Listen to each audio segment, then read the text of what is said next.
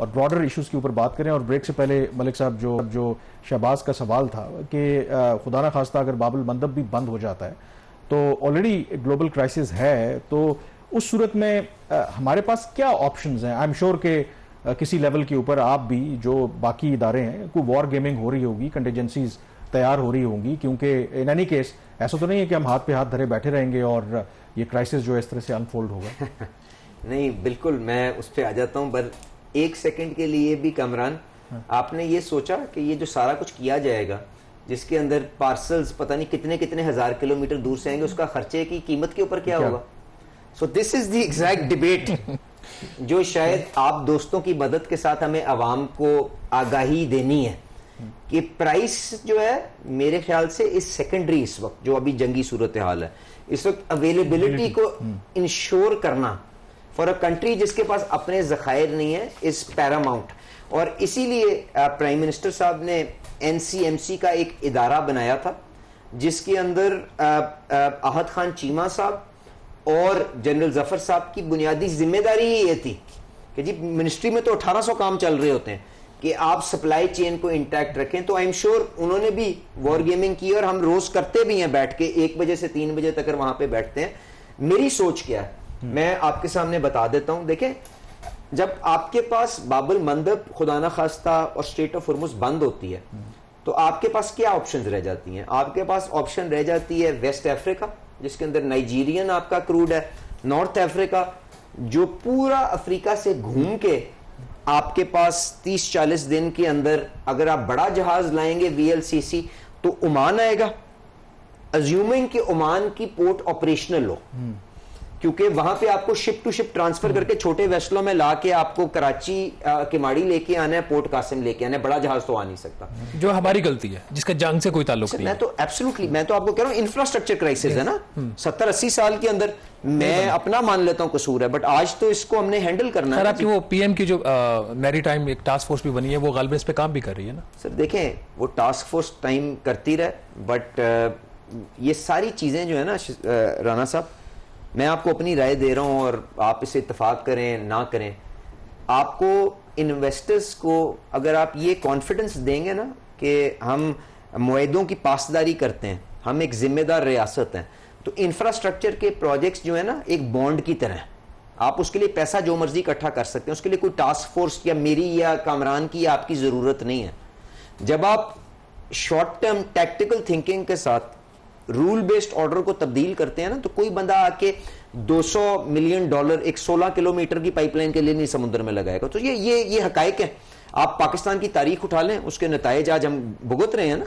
लेकिन हम तो मलिक साहब थोड़ा सा लाइटर टोन में, हम तो जो हमने IPPs के जो मायदे रीनेगोशिएट किए हैं, तो जो हमारे वफाकी वुज़रा हैं और जो स्टेक होल्डर्स हैं वो तो कह रहे हैं कि उसके बाद मामला ठीक हो। मैं तो आपको अपनी सोच बता रहा हूं जी। मैंने तो किसी मुआहदे को, मैंने कतर के साथ भी जाके नेगोशिएट किया, मैंने पाकिस्तान के मुआहदे के अंदर रहते हुए कतर के साथ प्यार से इज्जत के साथ अपनी मसाइल को बताया।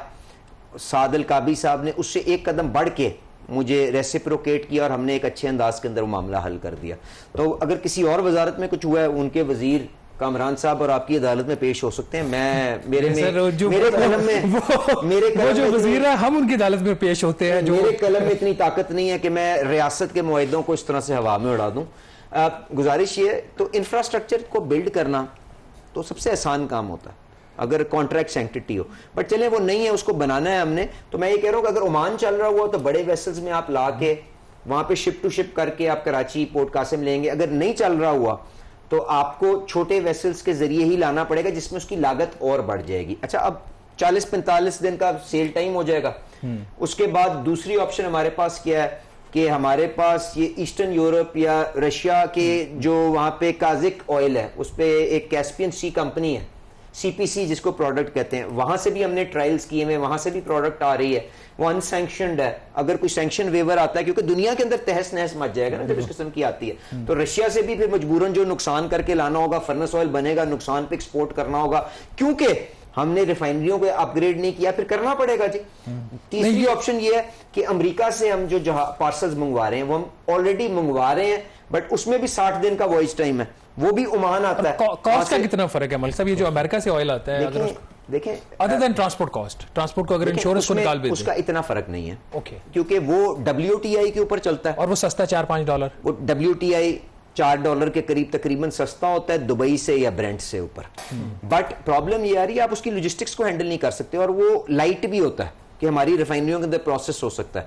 देखें आप 60 दिन का वर्किंग कैपिटल फंसाना, उसकी वैल्यू देख लें, क्या रिफाइनरियों के पास ये गुंजाइश है? तो उसके अंदर ये सारी की सारी मोडेलिटीज ना, इट्स लॉजिस्टिकल। अच्छा मलिक साहब, ये हम अभी तो लोग भी कह रहे होंगे कि सारे डूम्सडे सिनेरियो की बात कर रहे हैं, अल्लाह ना करे कि ऐसा हो कि हम तो ये चाह रहे हैं कि एक हतमी मुआहदा हो और मामला ठीक हो जाएं। इसके बारे में भी लोग सवाल करते हैं कि जो भी हम अपनी एफर्ट कर रहे हैं इसका हमें क्या फायदा होगा। सपोज मैं अब हाइपोथेसिस हैं और अल्लाह करे कि ऐसा ही हो, ईरान और अमेरिका का अल्टीमेटली मुआहदा हो जाता है और सैंक्शन उन पर खत्म हो जाती हैं। ईरान तो हमारा पड़ोसी मुल्क है, तो क्या ईरान से तेल और गैस हम फिर खरीदेंगे या वी आर बाउंड बाय जो भी कॉन्ट्रैक्ट्स हमने अपने जो गल्फ कंट्रीज हैं उनके साथ किए हुए हैं, वो हमसे शायद नाराज भी हो सकते हैं, क्योंकि ये तो हमारा नेक्स्ट डोर नेबर है, वहां से तो पाइपलाइन बिछा के या बड़ा तो इजी है। तो इसके बारे में भी हम सोच रहे हैं क्या? गुजारिश इस तरह से है कि ईरान हमारा एक ब्रादर मुल्क है, हमने एक अर्नेस्ट कोशिश की है कि इस तनाज़े को हल करवा लें, और हम वो कर भी रहे हैं। मेरे ख्याल से प्राइम मिनिस्टर साहब और जो उन्होंने बल्कि खुद कहते हैं हर जगह के फील्ड मार्शल साहब ने पता नहीं कितनी रातों की नींद इसके ऊपर सर्फ की है। तो वो सारी बातें अपनी जगह पर। कामरान देखें, सैंक्शंस अगर होंगे, ग्लोबल सैंक्शंस, वो ओफेक के हों, यूरोप के हों या फैटेफ की कॉम्प्लिकेशंस हों, वो फैटेफ के ऊपर भी ब्लैक लिस्ट के अंदर है। आप अगर इसके ऊपर पेशरफ्त करेंगे without taking the world into confidence, there will be consequences. तो एज ए रिस्पॉन्सिबल स्टेट, मेरा सवाल ये था कि अगर एग्रीमेंट हो जाता है और सैंक्शंस खत्म हो जाते हैं उस सूरत में। मैं आ रहा हूं सर। तो एक तो ये कि बड़े मेजर्ड अंदाज के अंदर चलना पड़ेगा। अब आ जाए कि ईरान हमें किस तरह से मदद कर सकते हैं और हम किस तरह से उनसे प्रॉक्सिमिटी का फायदा उठा सकते हैं।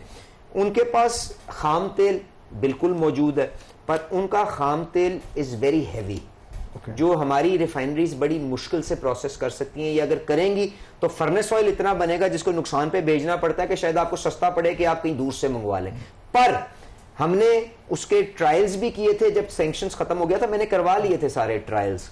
You can blend it, blend करके आप जब तक रिफाइनरियां अपग्रेड नहीं होती, आप अपनी रेसिपी की कॉस्ट को सस्ता कर सकते हैं और उसके बाद उसको प्रोसेस कर सकते हैं।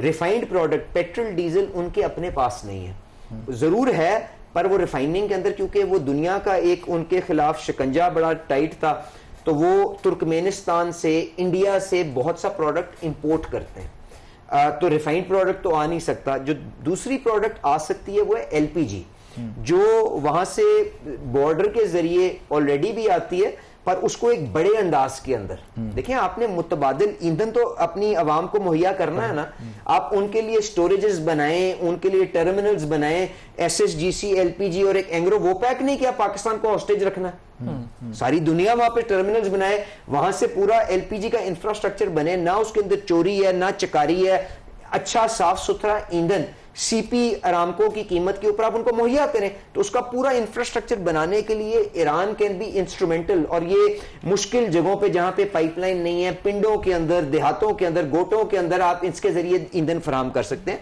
तो all those communications, all that preparation has been done, but उसके लिए we will have to respect दुनिया का जो निजाम है और उसके मुताबिक आगे चलना। अगेन यहाँ पे एक छोटी सी ब्रेक लेंगे और ब्रेक के बाद जो एक अहम इशू है, हम प्राइस बात नहीं कर पा रहे, जो प्राइस कैलकुलेशन का फार्मूला है उसके ऊपर सवाल आते हैं कि शाम को, रात को कीमत बढ़ने का या कम होने का एक वन लाइनर एक स्टेटमेंट आ जाती है पेट्रोलियम डिवीजन से। वो जो फार्मूला है, वो जो इसका हेड वाइज ब्रेकअप है, वो गवर्नमेंट ऑफिशियली रिलीज नहीं करती। तो